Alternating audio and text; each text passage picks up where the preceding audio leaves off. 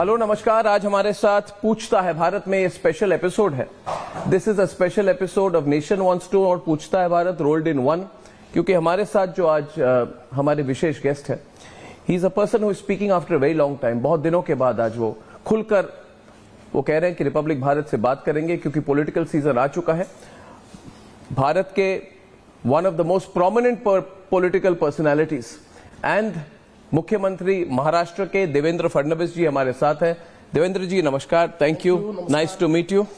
All ready for campaigning? बहुत दिनों के बाद आपके साथ पॉलिटिकल इंटरव्यू करने का मौका मिला है। पिछली बार आपके साथ मिला था मैं, आज हर साल तो हमारी इंटरव्यू होते हैं, मगर 2 साल पहले मिला था। उस समय आपने कहा था मुझे कि कुछ होने वाला है, और उसके बाद ही जो एनसीपी टूट गई, यानी कि आपने तोड़ दिया, और आप वो इंडिकेशन आपने दी थी मुझे मेरे लोअर परेल के ऑफिस में, मगर एक्शन 2 दिन बाद हुई। तो इस बार क्या होने वाला है? मुझे लगता है कि हर बार आपको मिलता हूं तो शायद सहयोग से, प्रयोग से नहीं, कुछ ना कुछ बहुत बड़ा पॉलिटिकल होता है। नहीं, इस बार अभी बहुत ज्यादा बड़ा पॉलिटिकल होने के लिए कुछ बचा नहीं है। इतना ही होने वाला है कि मैं ऐसा मानता हूँ, महाराष्ट्र में अभी 29 म्यूनिसिपल कॉरपोरेशंस के चुनाव चल रहे हैं। इन 29 में मुझे ऐसा लगता है कि ऑलमोस्ट ऑल 29 में हमारा प्रदर्शन अच्छा होगा, और हम लोग करीब 27 में तो पक्का जीतेंगे, ऐसा मुझे आज लग रहा है। बीजेपी शिवसेना हमारा जो अलायंस है, या कई कुछ जगह अलायंस नहीं भी है, लेकिन जहां अलायंस है वो अलायंस को पकड़कर हम लोग 27 जगह पर जीतेंगे, ऐसा मेरा मानना है। तो फडणवीस जी, जीतने के लिए आपकी पॉलिटिक्स में मैंने देखा है पिछले 4-5 साल से, जब से आपके साथ एक तरह से बिट्रेल हुई 2019 में, आपने अपनी पॉलिटिकल स्ट्रेटेजी बदल दी।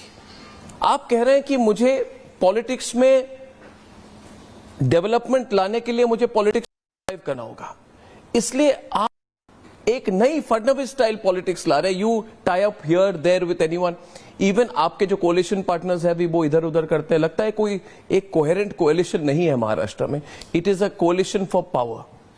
महाराष्ट्र में हम लोगों ने जब ये चुनाव आया तभी तय किया कि चूंकि ये कार्यकर्ताओं का चुनाव है। देखिए, विधानसभा का चुनाव, लोकसभा का चुनाव नेताओं का चुनाव होता है, ये कार्यकर्ताओं का चुनाव है। कार्यकर्ताओं के चुनाव में अगर हर जगह हम लोग अलायंस करेंगे, तो जहां मसलन अब पूना की बात अगर हम करें, तो पूना में अजित पवार की पार्टी, हमारी पार्टी नंबर 1 है, उसके बाद उनकी पार्टी है, तो उसके कारण जो जगह उनको देनी पड़ेगी, हमारे कार्यकर्ताओं पर अन्याय होगा, उनके कार्यकर्ताओं पर अन्याय होगा, शिंदे जी के।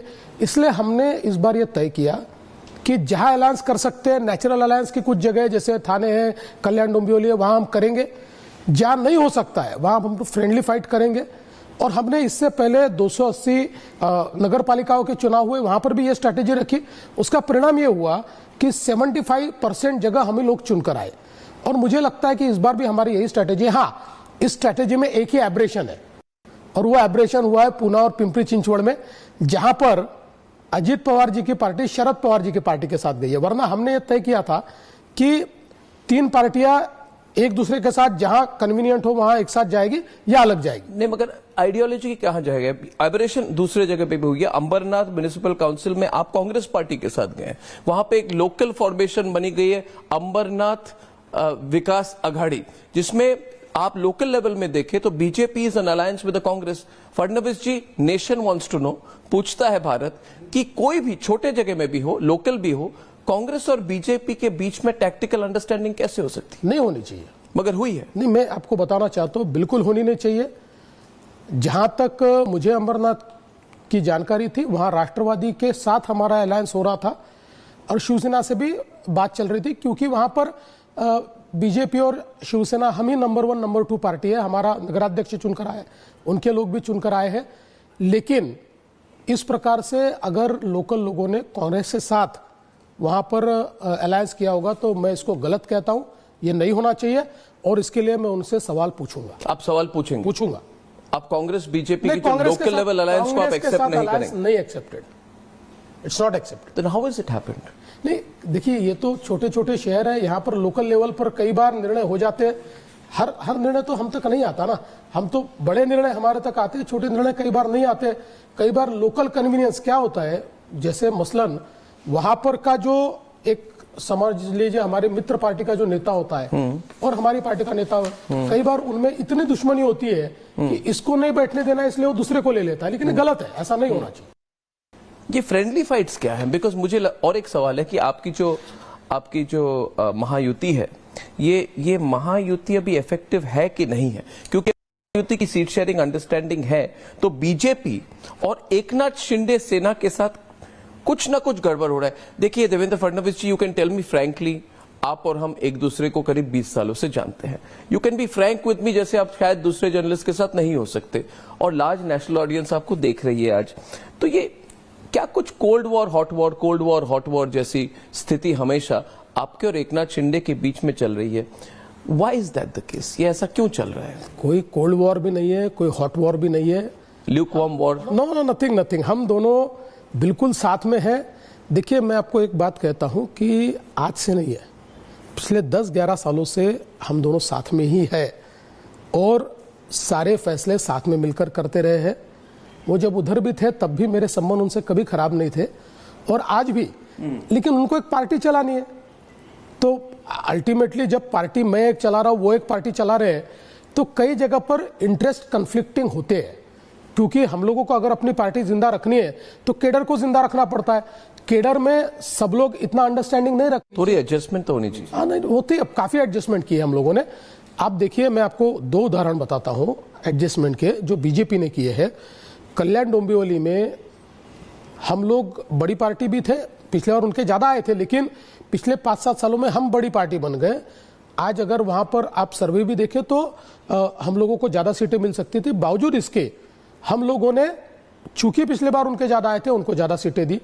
आप जलगांव का विचार करेंगे तो जलगांव में पिछले समय हमारी 57 सीटें आई थी, हम सिंगल लार्जेस्ट पार्टी थे, फुल मेजोरिटी हमारी थी, लेकिन अलायंस करना था। जलगांव में हमने तय किया अलायंस करना है, तो हमारे लोगों को समझाया, जिसके 57 कॉर्पोरेटर थे उसने 47 जगह ली। हालांकि 47 में से हम 45-40 चुनकर लाएंगे, मेजोरिटी आएगी, लेकिन कुछ जगह ये किया, अब कुछ जगह नहीं हो सकता था। मतलब कि आप कह रहे हैं स्ट्रेटेजिक अंडरस्टैंडिंग महाराष्ट्र लेवल पर है, असेंबली लेवल पर है, पर लोकल लेवल पर वो अभी भी समीकरण बन नहीं पाया। It is, you have not been able to resolve local level battles.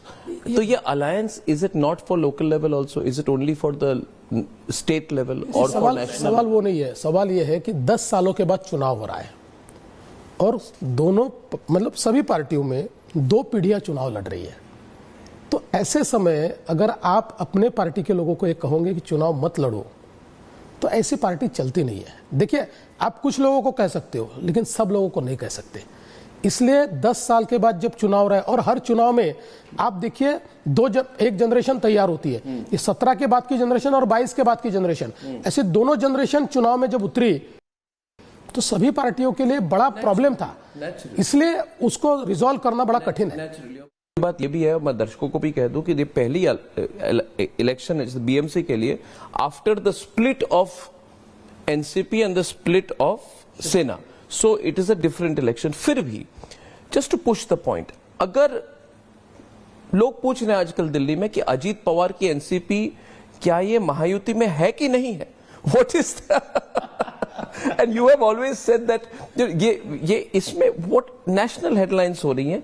Brihan Mumbai municipal corporation में ये इंडिपेंडेंटली लड़ रही हैं, देखिए 100 सीटों में, अपने आप को एक अपने ही अलायंस के खिलाफ इतने बड़े एक देश के रिचेस्ट सिविक बॉडी का इलेक्शन हो रहा है, इतना बड़ा बजट है इसका, तो इससे मैसेजेस गलत जाते हैं। पहला सवाल। दूसरा सवाल आपसे यह है कि लगता है आइडियोलॉजिकली कोई भी लिंक नहीं है अजीत पवार एनसीपी के आपके साथ, क्योंकि आपने अपोज किया था कि नवाब मलिक इस इलेक्शन को लीड कर रहे हैं। They have decided to go independently. कहीं ना कहीं this is sending a wrong signal at a national level. Why I am asking you Devendra Fadnavis ji, क्योंकि आप पर नेशनल नजर हमेशा होती है। You have to understand that you are a national level political figure. तो लोग कह रहे हैं कि is there a problem in the alliance that Devendra Fadnavis is put together in Maharashtra? देखिए, पहली बात तो ये बात बिल्कुल सही है कि हम लोगों ने इस बात पर ऑब्जेक्शन लिया था कि नवाब मलिक ये अगर आपको लीड करेंगे तो हमारा ऑब्जेक्शन है, ऐसा हमारे अध्यक्ष जी ने बहुत स्पष्ट रूप से कहा था। लेकिन दूसरी बात मैं आपको कहना चाहता हूँ, वो छोड़ दीजिए जी। तो एक बात है ही, जहां तक मुंबई का सवाल है, मुंबई में जब एनसीपी भी थी तब भी उनका कोई वजूद नहीं था, उनके 7-8 लोग ही चुनकर आते थे। और आज जब मुंबई में हम और शिंदे जी साथ में मिलकर लड़ रहे हैं, तो वैसे भी हमारे पास कोई सीटें बची नहीं है कि हम उनको दे पाए। बिल्कुल साफ शब्दों में कहता हूं, क्योंकि आप सीटें किसको दोगे? जिसका वजूद है उसको दोगे, उनका यह वजूद ही नहीं है। यहाँ पर आप कह रहे हैं Ajit Pawar has no presence, not in Mumbai, not in Mumbai, then why is he fighting? Even unite, then why is he fighting? सीधी सी बात है, उनकी पार्टी है। देखिए, उनको 7-8 सीटें मिलती है, उतनी सीटों पर वो उन सीटों के लिए वो लड़ रहे हैं, क्योंकि पार्टी को जीवित रखनी। बाकी दिखावे के लिए, बाकी तो भाई अल्टीमेटली देखिए, अब मालेगांव जैसी महानगर पालिका जो करीब करीब जिसमें मेजर सारा पोर्शन ये माइनॉरिटीज का है, हम लड़ते हैं ना, नहीं चुनकर आते, लेकिन फिर भी हर सीट लड़ते हैं, लड़ना तो पड़ता ही है, पार्टी है। तो आप कह रहे ओवररीड मत कीजिए। इधर जो लोकल इलेक्शंस हो रहे हैं, जो पिछले 10 मिनट से हम बात कर रहे हैं, you are saying don't overread. ये सब जो हो रहा है, it is part of the local political, मतलब लोकल पॉलिटिक्स में होगा, इसको ओवररीड ना किया जाए, बिल्कुल ना किया जाए। मगर फिर एक बात बताइए, ये एकनाथ शिंदे ने 18 नवंबर को आपके कैबिनेट मीटिंग को बॉयकॉट क्यों की? ये तो अभी देखिए, you have to answer this question. ये मत बोलिए कि this is not weekly meeting, cabinet meeting है। और मुझे याद आता है, मुझे याद आता है जिस दिन आप इलेक्ट होके आप ओथ लेकर 2019 को आप मंत्रालय गए थे, आप गए थे, अजीत पवार नहीं गए थे। तो कि मुझे हमेशा लगता है कि अन बन बनती है तभी। तो Eknath Shinde boycotted your cabinet meeting. Shinde ji ने बॉयकॉट किया ही नहीं।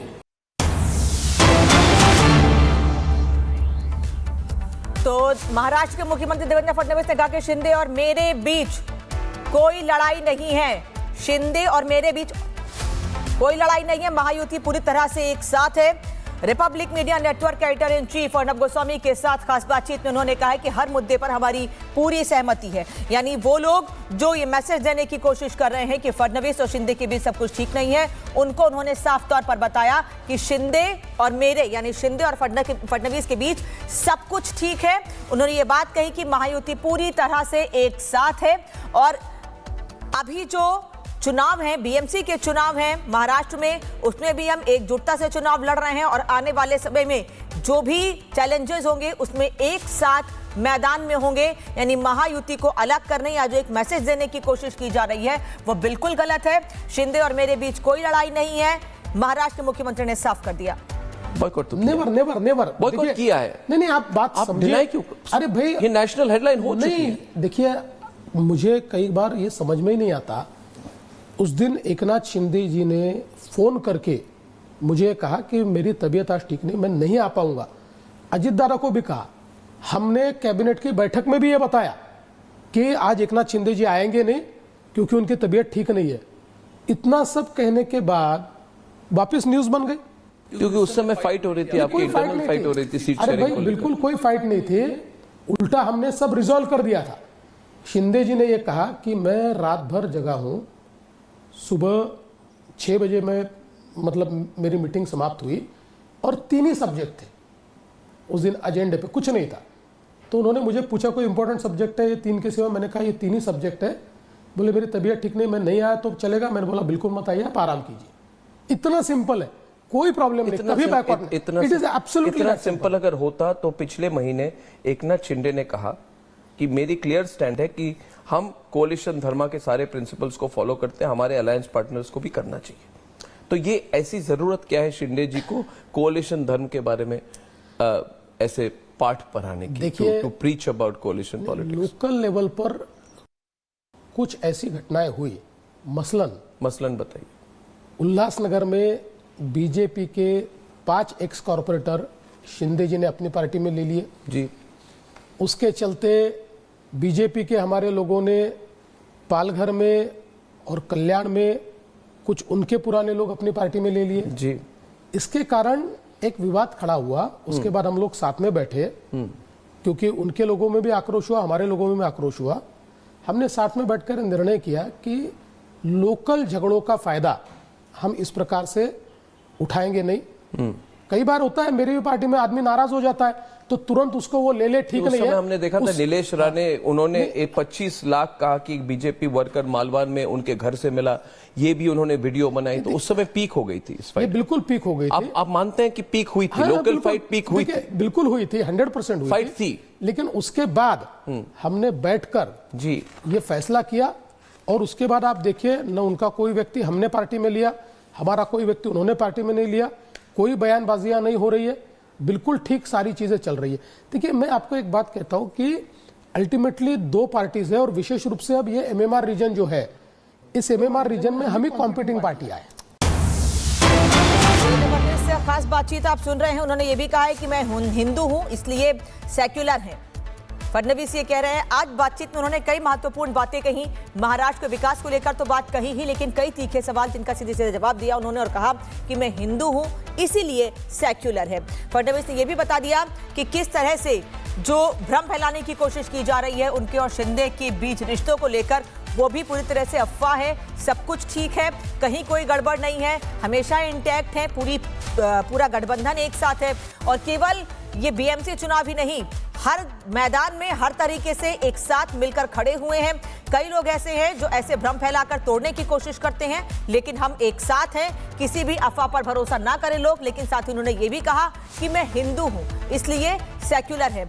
महाराष्ट्र में पिछले दिनों जो कुछ हुआ गैर मराठियों के साथ, उसको लेकर भी सवाल जवाब हुए। उन्होंने ये भी कहा कि मुंबई में हिंदू मेयर बनेगा, यानी कि जो बीएमसी के चुनाव हैं उसमें मुंबई में हिंदू मेयर बनेगा। केवल देवेंद्र फडणवीस ही नहीं, बीजेपी के कई नेता ये बात इसके पहले कह चुके हैं और आज देवेंद्र फडणवीस ने भी रिपब्लिक मीडिया नेटवर्क के इससे बातचीत में ये कहा कि मुंबई में हिंदू मेयर बनेगा।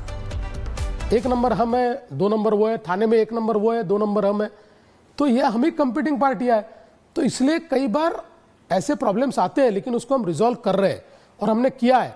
और इसी के चलते लोगों को लगता था कि थाने और कल्याण डोंबिवली ये 2 जगह अलायंस हो ही नहीं सकता, लेकिन हमने करके दिखाया। कहीं उन्होंने थोड़ा सेक्रीफाइस किया, कहीं हमने सेक्रीफाइस किया। आप मानते हैं कि ये जो इलेक्शन हो रहा है, जो इलेक्शन होने वाले, रिजल्ट आने वाले 15-16 तारीख को, एक तरह से मिड टर्म इलेक्शन है आपके? It's a referendum on Devendra Fadnavis. पिछली बार आपने सरप्राइज किए थे लोगों को, लोगों ने माना नहीं था कि आप ज्यादा वोट लेकर आएंगे, स्पेशली लोकसभा चुनाव के बाद जब आपको सेटबैक हुई थी। People did not expect. Do you feel that this is another referendum on Devendra Fadnavis? देखिए मैं ऐसा कहूंगा कि खैर रेफरेंडम तो मैं नहीं कहूंगा, लेकिन एक्नॉलेजमेंट तो जरूर होती है, क्योंकि कोई भी चुनाव एक लोगों का मूड क्या है इस मूड को दर्शाता है। तो मुझे लगता है कि 1 साल हमने पूरा कर लिया है। उसके बाद पहला चुनाव नगर पालिका का हुआ है जिसको हमने स्वीप किया है, और अब महानगर पालिका का चुनाव है। और मुझे अपेक्षा है कि हमारे काम को देखते हुए, हमारे डेवलपमेंट को देखते हुए, हमने जिस प्रकार से मुंबई को, पूना को, नागपुर को, सारे शहरों को बदला है, उसको देखते हुए निश्चित रूप से हम लोगों को एंडोर्समेंट मिलेगी, लोग एक्नॉलेज करेंगे और हमको चुनकर। क्योंकि ये इंटरव्यू जो है ये सिर्फ मुंबई, महाराष्ट्र में नहीं, देश भर में देखा जाएगा। खुलकर कह दूं, मैं सवाल पूछना चाहता हूं आपको, क्योंकि जब लोकसभा के चुनाव आए थे तो एक लॉबी ये भी थी कि अभी देवेंद्र फडणवीस को मुंबई से हटाइए। देवेंद्र फडणवीस को अभी now he should move from Mumbai, और मुंबई के चीफ मिनिस्टर के पोजीशन हर बहुत लोगों की नजर थी, मगर आपके परफॉर्मेंस के बाद वो मुश्किल हो गया। तो क्या आपको लगता है कि ये भी उस तरह से आपको एक अपॉर्चुनिटी है अपने पॉलिटिकल पोजीशन को दिखाने की, आपके कोalition मैनेज करने की एबिलिटी को, विनेबिलिटी, इलेक्टोरल विनेबिलिटी को दिखाने की? आप हमेशा कहते हैं for you electoral winnability is not more important than governance. मुझे लगता है for Devendra Fadnavis actually to survive, electoral winnability is more important. Electoral winnability इसलिए इंपॉर्टेंट है कि उसके सिवा आप गवर्नेंस कर नहीं सकते। देखिए फ्रैक्चर्ड मैंडेट में कोई गवर्नेंस नहीं होता। गवर्नेंस करना है तो रोबस्ट मैंडेट होना चाहिए, जो हमको विधानसभा में मिला है और जो हमको महानगर पालिका में मिलेगा। और जहां तक मेरा सवाल है, मैं आपको बहुत साफ शब्दों में कहता हूं कि मेरी पार्टी मुझ पर जो भरोसा करती है, तो मेरे ऊपर हमेशा प्रेशर होता है कि इतना भरोसा अगर मेरी पार्टी ने मुझ पर किया है तो मुझे उस भरोसे पर खरा उतरना पड़ेगा। और जितनी बार कल अगर मैं एक सिचुएशन दो आप कि शरद पवार अजीत पवार के साथ एक साथ आ जाए, तो कंबाइंड पावर, आप डोमिनेंट फोर्स में है और कंबाइंड एनसीपी आपके नीचे है, तो प्रॉब्लम क्या है, क्या आप एक्सेप्ट करेंगे उसको? देखिए, मैं पहली बात तो मैं कहता हूं कि पॉलिटिक्स में जो थोड़े अक्लमंद नेता है उन्होंने हाइपोथेटिकल सिचुएशन पे कभी कमेंट नहीं करना चाहिए। और उतना और hypothetical हाँ, ये काफी हाइपोथेटिकल है। दूसरा, पॉलिटिक्स इतना फ्लूइड है इसलिए फर्मली इस मामले में कुछ बोलना ये आज की तारीख में सही नहीं होगा। अभी आपके राज ठाकरे के साथ इतने अच्छे इक्वेशंस हैं at a personal level also, your families also, आप उनके घर जाते हैं, आप मिलते हैं, फिर अचानक राज ठाकरे अभी कहते हैं कि there is no dispute, they are trying to finish brand Pawar और ब्रांड ठाकरे को खत्म करने की कोशिश कर रहे हैं, हमें अलाउ नहीं करेंगे। आप कहते हैं ये प्रीत संगम नहीं है, ये भीत संगम है, यानी कि इसको ट्रांसलेट करता हूं, भीत संगम यानी कि union of fear, Preet Sangam means union of love, right?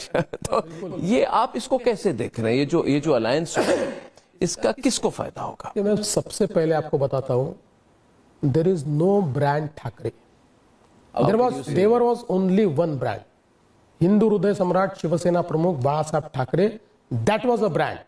अब कोई ब्रांड नहीं बचा है। इन्होंने उनके जो विचार थे, उनकी जो राजनीति थी, उसको टोटली समाप्त कर दिया है, उसको कुचल दिया है, और इसलिए अब कोई ठाकरे ब्रांड वगैरह नहीं है, ब्रांड वही रहेगा। ये देखिए, जन्म से संपत्ति मिलती है, विचारों की विरासत नहीं मिलती। इनको विचारों की विरासत नहीं मिली है, राज ठाकरे को नहीं मिली, किसी को ही नहीं मिली। अब लोग कहते हैं राज ठाकरे बाला साहब ठाकरे की तरह बोलते हैं, देखिए, उनकी मतलब बिहेवियर, एक्टिंग उस तरह की है। Unfortunately I will say unfortunately, लेकिन बाला साहब ने ही राज ठाकरे को डिसोन कर दिया था जब वो जीवित थे। इसलिए अब इसमें बोलने की, मैं आपको एक ही बात कहता हूं कि डिसोन किया था कि डिस्टेंस किया था? डिसोन किया था। इट वाज आप कह रहे हैं Raj Thackeray is a disowned member of the family, he was disowned. so he has no right to claim. I won't talk about right to claim. He may have right. मुझे नहीं मालूम। या मैं तो ये कहता हूं कि उस समय मैंने इससे पहले बिल्कुल ये कहा है कि आज जो ये साथ में आ रहे हैं, अब इसमें कोई मतलब नहीं है। 2009 में अगर साथ एमएनएस और शिवसेना के वोट्स से नहीं बचे ना, उद्धव सेना। अरे भाई, वोट्स कहां बचे? जब वोट्स थे 2009 में, तब साथ में आते तो महाराष्ट्र की पॉलिटिक्स अलग होती। अब इनके पास वोट नहीं बचे। और जहां तक राज ठाकरे का सवाल है, मैं आपको बहुत स्पष्ट शब्दों में कहता हूं, और आप इस चुनाव के बाद देख लीजिए, Raj Thackeray ji will be the biggest loser in this coalition, biggest loser. ये कोएलिशन में उनका फायदा उद्धव जी को मिलेगा, लेकिन उद्धव जी का फायदा उनको नहीं मिलेगा। Raj Thackeray will be the biggest loser. ये मैं आज भविष्यवाणी कर रहा हूं, चुनाव के बाद आप देख लेना। मगर वो कहते हैं जो मराठी मानुस के लिए मैं लड़ रहा हूं, वी विल मेक श्योर कि मराठी मानुस को जो चाहिए वो मिलेगी। मराठी प्राइड उनकी मेन पोल प्लैंक है, मराठी प्राइड है ना, जो आपकी भी एक तरह से यूनिफाइंग फिलॉसफी है। तो ये बैलेंस कहां पे होगी? देखिए, और आप थोड़े तो अफेक्टेड है उद्धव से अभी भी। देखिए, कोई उद्धव से अभी भी थोड़े अफेक्टेड है। मैं आपको बहुत स्पष्ट रूप से कहता हूं कि पिछले 25 सालों में मराठी आदमी का विश्वास इन्होंने खो दिया। मुंबई से मराठी आदमी बाहर क्यों चला गया? अगर आप सत्ता में थे 25 साल, बीएमसी आपके पास थी, देश की सबसे रिचेस्ट बॉडी ये आपके पास थी, बावजूद इसके मराठी आदमी को मुंबई में घर नहीं मिला। उसको वसई विरार के बाहर क्यों जाना पड़ा? उसको नाला सुपारा के बाहर क्यों जाना पड़ा? देवेंद्र फडणवीस को पूछिए, उनकी पार्टी भी थे हमारे साथ अलायंस में। हम तो पिछले 25 साल से वो कह रहे हैं कि देखिए ये गलत बात है। देखिए, मैं एक मिनट, आप ये इशू हो गई अभी कंट्रोवर्सी, क्योंकि आप ये कह रहे हैं, आपके पार्टी के लोग खुलकर कह रहे हैं इतने 1000 करोड़ रुपए का स्कैम हुआ, हम इन्वेस्टिगेट करेंगे, उनको जेल में डालेंगे। वो कहते हैं कि बीजेपी को पूछिए, क्या वो हमारे साथ डेप्यूटी में नहीं थे? 2017 में हमने बाहर से रहने की भूमिका ली, हम उनके साथ की बहुत कोशिश कर रहे हैं आजकल। नहीं, ऐसा नहीं है। देखिए, मैंने अपनी जिंदगी में एक फलसफा हमेशा रखा है कि पॉलिटिकल अपोनेंट ये अपना दुश्मन नहीं है। सो एक जातीय दुश्मनी मैंने किसी से रखी नहीं है, इसलिए कोई मिलता है तो हम बात भी करते हैं। देखिए, उनके साथ आज भी चाय पीने को मुझे कोई प्रॉब्लम नहीं है, क्योंकि वो मैं पॉलिटिकली या जिस प्रकार से उन्होंने एडमिनिस्ट्रेशन चलाया है, इसका अपोनेंट हूं मैं। जिस प्रकार का भ्रष्टाचार हुआ उसका अपोनेंट हूं मैं। व्यक्ति करके कोई मेरा अपोजिशन थोड़ी है। मुंबई के मेयर किस धर्म से होंगे, इसकी इंपॉर्टेंस क्या है? वारिस पठान ने कहा कि कॉन्स्टिट्यूशन कहती है इक्वालिटी, कोई पठान, खान, अंसारी, शेख, कुरैशी मेयर हो सकता है, और कहते एक दिन ऐसा भी आएगा जब हिजाब पहनकर कोई महिला मुंबई की मेयर बनेगी, और वो दिन आएगा। उसके जवाब में फडणवीस जी, जो अपने आप को रिस्ट्रेंट कर रहे हैं आजकल बहुत, उन्होंने कहा, मगर मैं ये भी नोटिस कर रहा हूं कि कई बार आपकी रिस्ट्रेंट नहीं रहती। आपने कहा कि कई लोग कह रहे हैं कि बुर्का पहन के कोई महिला मेयर बनेगी, मगर जो लोग मराठी मानुस और मराठी प्राइड की बात कर रहे हैं वो ये कहे, और आपने कहा कि मराठी होंगे और हिंदू होंगे, मराठी एंड हिंदू। अब लोग कहते हैं कि मैंने उनका चेहरा जो है जी उसका नकाब उतार दिया, क्योंकि उद्धव ठाकरे जी की पार्टी का जो नकाब है वो मैंने उतार दिया। इसलिए उतारा कि जब यहां पर कौन महापौर बनेगा ऐसा सवाल आया, और एक मीरा भाईंदर में स्टेटमेंट हुआ कि मीरा भाईंदर में उत्तर भारतीय महापौर बनेगा, उसको मुंबई में लाकर ऐसे टूट पड़े वो लोग मानो जैसे मुंबई में कोई भूचाल आ गया। लेकिन जैसे ही वारिस पठान ने ये कहा एक बुरके वाली यहां की महापौर बनेगी, इनके मुंह को ताला लग गया। ये बोलने कोई तैयार नहीं है। इनकी कौन? उद्धव ठाकरे जी, आदित्य ठाकरे जी, राज ठाकरे जी और संजय राउत। ताला क्यों लगा? क्योंकि अभी उनकी पॉलिटिक्स ये तुष्टीकरण की नीति चल रही है। अब वो अपने आप को मुसलमानों का मसीहा मानते हैं, अब वो तुष्टीकरण कर रहे हैं। कांग्रेस से ज्यादा तुष्टीकरण तो अब शिवसेना कर रही है, तो इसलिए वो इस बात का प्रतिवाद नहीं कर पाए। हमने बहुत स्पष्ट भूमिका रखी। देखिए, मुंबई का महापौर महायुति का होगा, मुंबई का महापौर हिंदू होगा, और मुंबई का महापौर ये मराठी होगा। ये हमने बहुत स्पष्ट भूमिका ली है। और मैं इसलिए भी ये कह रहा हूं कि क्या रिजर्वेशन करवा रहे हैं? ये नहीं, कोई रिजर्वेशन का सवाल नहीं है। देखिए, यहां उनके कुछ नेताओं ने यह भी कहा कि जो भी मराठी बोलने वाला हो, जो भी मराठी पर प्यार करने वाला हो, मुसलमान भी मराठी पर प्यार करते हैं, इसलिए उनमें से भी कोई बन सकता है। इसलिए हमने स्पष्टता से हमारी भूमिका रखी। हमारी भूमिका यह है कि मुंबई का महापौर हिंदू होगा, मुंबई का महापौर मराठी होगा। आपने रिपोर्ट देखी है मुंबई की जो डेमोग्राफी बदल रही है और 30% तक मुस्लिम पॉपुलेशन बन सकती है? कोई ऐसी वैसी इंस्टीट्यूट की नहीं है, Tata institute of social sciences की है। आपने जरूर देखा होगा उसको, और उस पर आपकी क्या चिंता है कि नहीं है इसको लेकर कि कहा जाए कि देखिए, by the way, Muslim population जो है मुंबई में अभी लेस देन 20% है, मगर largest population of Muslims concentrated in any city that is not an Islamic country, that is not an Islamic country. और हिंदू पॉपुलेशन घट रही है, Muslim population can go up to about 30%। सवाल यह है कि फडणवीस जी आपने क्या किया उसके लिए? आप मुख्यमंत्री हैं, आप डेमोग्राफी बदल दीजिए। उत्तर प्रदेश में, दूसरे जगहों में अब केंद्र सरकार भी कह रही कि बांग्लादेशियों को पकड़ पकड़ के आइडेंटिफाई करके बाहर कीजिए। Why has Fadnavis ji not done the same thing in Mumbai? क्या मुंबई में बांग्लादेशी नहीं है, इन्फिल्ट्रेटर नहीं है? देखिए, पहली बात तो यह है कि यह रिपोर्ट बहुत चिंताजनक है, और हमारे लिए भी यह रिपोर्ट आई ओपनर है। जिस प्रकार से यह पॉपुलेशन बढ़ रही है जी, मुझे ऐसा लगता है कि इसकी चिंता तो करनी होगी। जहां तक बांग्लादेशियों का सवाल है, देखिए, मैं कोई बहुत उसके बारे में विज्ञापन करके तो चीजें नहीं करता हूं, लेकिन जो बांग्लादेशी डिपोर्ट हुए उसमें शायद सबसे बड़ा हिस्सा ये मुंबई का और महाराष्ट्र का है। मैं आपको बता रहा हूं, ये मुंबई का और महाराष्ट्र का है। और आज नहीं करेंगे, ये पब्लिसिटी की बात नहीं है। देखो, उसमें कोई स्कोर करने की बात नहीं है, ये तो हमारा कर्तव्य है। और मैं आपको आज बता रहा हूं कि हम लोग आगे भी ये करते रहने वाले हैं। अभी हम लोगों को इनकी मोडस ऑपरेंडी ध्यान में आ गई है।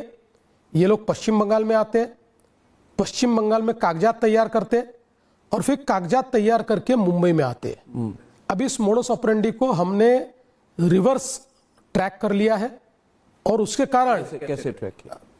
जो जितने लोगों को पकड़ा उनका इन्वेस्टिगेशन करके हमने उसकी एक एक कड़ी समझ ली है, और उस कड़ी को समझकर अब इनका रूट क्या है ये हमने तय किया है। और फिर स्पेशली हमने मुंबई के डेवलपर्स को, बिल्डर्स को ये कहा है, होटेलियर्स को कहा है, ये 2 हॉटबेड है, होटल्स और डेवलपर कम्युनिटी, इनको कहा है कि इसके बाद आप बिना पहचान के और बिना वेरिफिकेशन के इस प्रकार से अगर केवल सस्ता मजदूर मिलता है इसलिए बांग्लादेशियों को लाओगे बंगाल से तो आपके ऊपर भी कार्रवाई होगी। हमने आइडेंटिफाई करना, मैं आपको बताना चाहता हूं, हम इस प्रकार की व्यवस्था कर रहे हैं कि जिससे बहुत आसानी से अगले समय हम बांग्लादेशियों को डिटेक्ट कर पाएंगे, डिटेक्ट भी करेंगे और डिपोर्ट भी करेंगे। अब कह रहे हैं बांग्लादेशियों का मुंबई में रहना असंभव हो जाएगा। बिल्कुल असंभव होगा। आप ट्रैक करेंगे? एकदम ट्रैक ट्रैक कर रहे हैं, 100% ट्रैक कर रहे हैं। ये डेमोग्राफी जो कही जा रही है 30-35% तक जाएगी, इसको आप रोकेंगे? रोकना ही पड़ेगा भाई, क्योंकि रोकना पड़ेगा? नहीं, इसलिए रोकना, क्योंकि कई लोग ये कहते हैं, दिल्ली की एक लॉबी है, कहते हैं कि Devendra Fadnavis is very well educated, ये लॉयर है, एजुकेटेड है, बड़े अच्छे हैं, इंग्लिश स्पीकिंग है, ये सेक्युलर होना चाहिए इनको। ये अभी आजकल सेक्युलर नहीं है। देखिए कई लोग आपके साथ डिसअपॉइंटेड है, कह रहे हैं कि आपकी लैंग्वेज भी ज्यादा हार्डलाइन हो रही है। मुझे नहीं लगता, मगर मैं आपसे सुनना चाहता हूँ, लोग आपसे सुनना चाहते हैं एट नेशनल लेवल। देखिए, मैं सेक्युलर हूं क्योंकि मैं हिंदू हूं, हिंदू सेक्युलर ही। मुस्लिम होते तो सेक्युलर नहीं होते। मैं हिंदू हूं इसलिए सेक्युलर नहीं, मगर दूसरी सवाल, आप मुस्लिम होते तो सेक्युलर नहीं होते। देखिए, उसमें सेक्युलर होना इसलिए कठिन है कि आप लोग जानते हैं कि हाँ, मेरे मजहब में तो हर मजहब का सम्मान है। मेरे मजहब में कहीं नहीं कहा गया है कि मैं जाकर किसी दूसरे मजहब के व्यक्ति को मतलब जिहाद करूं, ये मेरे यहां नहीं कहा गया है। मेरे मजहब में कहीं जिहाद नहीं है, लेकिन फिर भी मैं सारे मुसलमानों को गलत नहीं कहता हूं। देखिए, अच्छे मुसलमान भी है, इस देश पर प्यार करने वाले मुसलमान भी है। मेरी लड़ाई उन मुसलमानों से जो वंदे मातरम कहने को नहीं कहते, मेरी लड़ाई उन मुसलमानों के साथ है जो इस देश को अपना देश नहीं मानते, जो इस देश को अपना देश मानते। देखिए, आप अगर पिछले समय देखेंगे, माहिम दरगाह पर मुंबई के जब वहां की कमेटी ने तय किया कि आप तिरंगा झंडा फहराएंगे, मैं माहिम दरगाह पर गया, मैंने वहां चादर चढ़े और तिरंगा झंडा फहराया। इसलिए मैं हिंदू हूं, इसलिए मैं सेक्युलर हूं। लेकिन एक बात आपको बहुत स्पष्ट शब्दों में कहना चाहता हूं कि जिस प्रकार से आज ये बांग्लादेशी यहां आकर और अलग अलग प्रकार से आईएसआई जिस प्रकार के एसेट तैयार करने की कोशिश करता है, इससे हमारे इंटरनल सिक्योरिटी को खतरा है। मैं सेक्युलर हूं, लेकिन मैं मूर्ख लिबरल नहीं हूं। मूर्ख लिबरल बिल्कुल नहीं हूं। मैं लिबरल जरूर हूं, लेकिन मूर्ख लिबरल नहीं हूं। अपने को लिबरल दिखाने के लिए देश की एकता और देश की एकात्मता और देश की सुरक्षा, देश की सार्वभौमता, इन सारी चीजों को खतरे में डालने वाला मूर्ख लिबरल मैं नहीं हूं। अगर उसमें कोई मुझे नॉन सेक्युलर कहे तो मुझे कोई डर नहीं है। अब ये अनअपोलोजेटिक। हैव यू, अच्छा थोड़ा क्या बदल चुके हैं पिछले 5 साल में? बिल्कुल नहीं, मैं वैसा ही हूं, मैं पहले से वैसा हूं। क्योंकि मुझे पहली बार, आपको पता नहीं याद है, एक बहुत बड़ी छात्र संसद हुई थी MIT में, पुणे के बाहर। मैं भी बोल रहा था, आप भी बोल रहे थे, आप उस समय MLA थे, आप कोई बड़े पोस्ट पे नहीं थे। मैं सुनकर मैंने कहा कि इनको मतलब he speaks in a very fiery way, मगर थोड़ा सा हमेशा आप पर इतनी फोकस है ना कि आर यू चेंजिंग? आपका फोकस गवर्नेंस का है, you are a governance man, और आप बुलडोजर अप्रोच आपकी होती है विदाउट यूजिंग बुलडोजर, जो अभी आपने बांग्लादेशियों की बात कही। मगर मैं स्पेसिफिक केस पे बोल रहा हूं। स्पेसिफिक केस है पार्थ पवार का केस, और आपने कहा है कि देखिए, I have to tie up with everyone to be in power. अगर मैं पावर में नहीं रहूंगा तो मैं चेंज नहीं ला सकता। पार्थ पवार के केस को रिपब्लिक ने बहुत फोकस किया। ये जो मुंडवा लैंड डील है, कंपनी पार्थ पवार की है, जो अजीत पवार के बेटे की है। 1800 करोड़ की प्रॉपर्टी, 300 करोड़ की वहां पे उन्होंने लगाई है, स्टैंप ड्यूटी नहीं दी है। अब इसमें पार्थ पवार का नाम FIR में क्यों नहीं आया? उनके, देखिए, उनके एम्प्लॉइज का है, उनके लोगों का है, उनकी कंपनी का है, वो डेजिग्नेटेड पार्टनर है वो एमेडिया एंटरप्राइजेस में। मैंने सबसे ज्यादा फॉलो किए, और बेनिफिट इनको हुई है, फाइनेंशियल बेनिफिट इनको हुई है। आपने कहा है, and people believe you, Devendra Fadnavis, people believe you that I will not allow corruption to happen under my government. बिल्कुल। इन वे आपने कहा है कि जो इन्होंने किया है उसकी मैं जिम्मेदारी नहीं ले सकता जब तक मैं कंट्रोल में हूं। आपने ये भी कहा है मैंने ऐसे सिस्टम बनाई हुई है कि कोई मेरे आंखों के सामने गलत काम नहीं कर सके। तो नेशन वांट्स टू नो पूछता है भारत कि उस केस में क्या उप मुख्यमंत्री के बेटे को डायरेक्टली उनका नाम नहीं होना चाहिए था? पहली बात तो मैं स्पष्ट रूप से कहता हूं कि ये बहुत बड़ा स्कैम है। बिल्कुल है। सरकार की जमीन को इस प्रकार से कोई बेचे और कोई खरीदे, ये 100% स्कैम है। किसी ने मांग करने से पहले सरकार ने इसके ऊपर एफआईआर किया, इसके ऊपर दूसरा कमीशन भी हम लोगों ने इनिशिएट किया, इंक्वायरी उसकी चालू की। जिस समय एफआईआर होता है, आपको पता है, जो पहले डायरेक्ट डील करते हैं उन्हीं के ऊपर एफआईआर होता है। इसमें जो उनके भाई है, जिनके ऊपर एफआईआर हुआ है, वो दूसरे तीसरे कोई नहीं, पार्थ पवार के भाई है जी। वो पार्थ पवार के भाई सिग्नेटरी थे जी, बेचने वाले सिग्नेटरी, और सरकार के जिन अधिकारियों ने ये किया उन सब पर एफआईआर हुआ है। लेकिन इसका मतलब एफआईआर में नाम नहीं है, इसका मतलब ये नहीं होता कि आप छूट गए।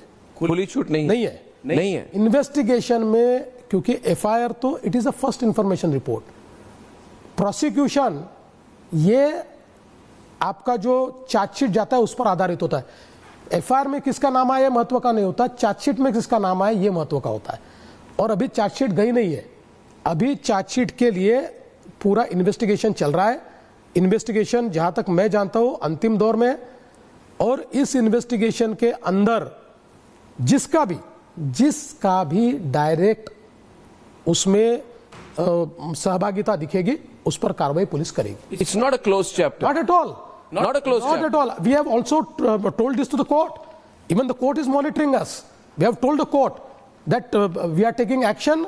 It is under investigation, and whosoever is responsible will name him. आपको एक जगह में पूछा गया था कि आप मुख्यमंत्री, आप ये पार्टी पोस्ट पे थे, इधर आए। आपने रिमाइंड किया, आप भूल गए कि मैं लीडर ऑफ ऑपोजिशन भी था, मैं आउट ऑफ पावर भी था, मैं डेप्यूटी चीफ मिनिस्टर भी बना। तो क्योंकि समय कम है, मगर इस पर मैं, क्योंकि दिस इज अ इंटरव्यू, देखिए आप अभी एक्सेप्टेड फैक्ट है, you are the face of BJP and this alliance in Maharashtra totally today. ऐसा नहीं था 3 साल पहले। Fadnavis ji, you are written off almost. आपके पीठ के पीछे कितने बंदूक है, क्या आपने कभी काउंट की है? ये नहीं कि आपके कंधों पे कितने लोग बंदूक चला रहे हैं, वो आप लॉयर हैं, वो अलाउ नहीं करते, मगर आपके पीठ के पीछे कितने बंदूक है, कितने छुरे लगे हुए हैं, क्या आपने कभी काउंट की है? Because you are almost written off now. लोग कह रहे हैं you are come back man, but you are written off 3 years back. It's finished. Devendra Fadnavis is finished. बहुत जल्दी उठ गए थे, लोगों ने कहा था ये बहुत जल्दी उठ गए थे, उतनी जल्दी वो गिरे हैं। तो आपके लिए चैलेंजिंग मोमेंट, सबसे ज्यादा ट्रबलसम मोमेंट कौन सा था, और आप अपने पोजीशन को उस समय कैसे देखते थे? देखिए, जिस समय उद्धव जी ने एक प्रकार से हमारे साथ विश्वासघात किया, वो मेरे लिए एक शॉक था। शॉक था, बिल्कुल वो शॉक था। पॉलिटिकल रियलिटी उस समय मेरे ध्यान में आई कि राजनीति में ऐसा भी हो सकता है। उसके तुरंत बाद जो पवार साहब ने किया वो कम शौक था, इसलिए कि भाई पवार साहब तो कोई हमारे साथ चुनाव नहीं लड़े थे, और एक प्रकार से उन्होंने अपनी अपॉर्चुनिटी देखी और हमारे साथ पॉलिटिक्स की जी। तो इसलिए मैं ऐसा मानता हूं कि वो कहीं ना कहीं मेरी स्ट्रैटेजिक गलती थी कि मैंने उन पर विश्वास किया उस समय। हाँ जी। उसके बाद जब मैं लीडर ऑफ अपोजिशन बना तो मुझे बहुत टारगेट करने का प्रयास हुआ, बहुत ट्रोल करने का प्रयास हुआ, यहां तक कि मुझे फ्रेम करके, जिस प्रकार से आपको फ्रेम किया गया गलत तरीके से, ऐसे मुझे भी फ्रेम करने का बहुत प्रयास हुआ।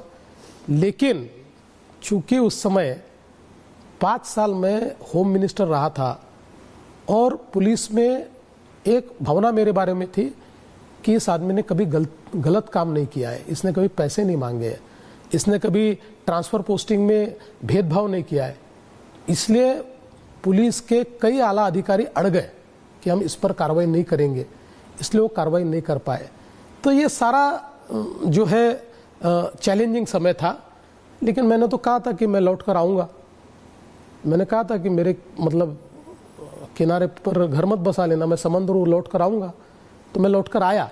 इसलिए मुझे लगता है हाँ, ये बड़ा चैलेंजिंग टाइम था, लेकिन इस चैलेंजिंग टाइम से मुझे फ़ायदा ये हुआ कि now Devendra Fadnavis is more matured politician.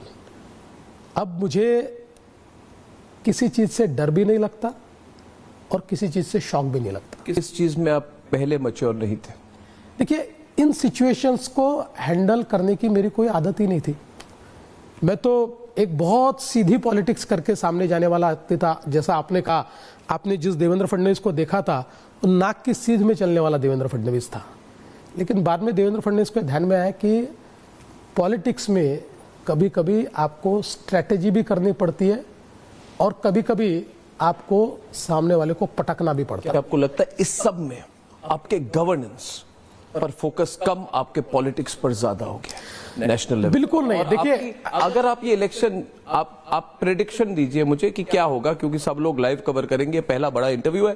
What you see as the result of the election? What is your vision? क्योंकि इतनी पॉलिटिक्स की चर्चा हुई, डेवलपमेंट की नहीं हुई, मगर अभी जब हम मुंबई में आते हैं, कोस्टल रोड से आते हैं, तो हम एयरपोर्ट से सीधे नारिमन पॉइंट 35 मिनट पे पहुंच जाते हैं। तो फोकस आपका गवर्नेंस पे है, कैसे डिवाइड करते हैं? मेरा What is your focus, vision? देखिए, मतलब मैं शब्द गलत इस्तेमाल कर रहा हूं, लेकिन पॉलिटिक्स मेरा साइड बिजनेस है। मेरा मेन बिजनेस गवर्नेंस है। मैं राजनीति ये करनी पड़ती है इसलिए करता हूं। मैं गवर्नेंस वाला आदमी हूं और मुंबई को हमने बदल के दिखाया है। मैंने बताया, मुंबई में आज आम आदमी को घर देने का काम हम कर रहे हैं। मुंबई में कोस्टल रोड हो, मुंबई में अटल सेतु हो, 450 किलोमीटर की मेट्रो का नेटवर्क हो, मुंबई में एसटीपी तैयार करने का काम हो, मुंबई के नए मुंबई का एयरपोर्ट तैयार करने का काम हो, हर चीज में जिस प्रकार से मुंबई को हमने बदला है, लोग अचंभित हो जाते हैं। और इतने कम समय में डिलीवरी है, 5-5 सालों में हमने डिलीवरी करके दिखाई है। इसलिए जो आदमी मुंबई में आज आता है, मुंबई का बदला हुआ स्वरूप देखता है। और मैं आपको कहता हूं, अगले 5 सालों में एक देश की सबसे अच्छी सिटी और एक बहुत ही इंटरनेशनल सिटी के रूप में आप मुंबई को देखोगे, क्योंकि अब मुंबई में इंफ्रास्ट्रक्चर के साथ साथ एनवायरनमेंट भी हमारा फोकस है। हम मुंबई को एक सस्टेनेबल सिटी बनाएंगे और निश्चित रूप से केवल मुंबई नहीं, मुंबई, पुणे, नागपुर, जितने हमारी बड़ी शहर है, ये सारे बड़े शहरों को हम अच्छा बनाएंगे। बहुत बहुत धन्यवाद। I wish you all the best. Thank you. Thank you very much Fadnavis ji, बहुत बहुत धन्यवाद। Enjoy talking to you. Thank you. Thank you, thank you, thank you.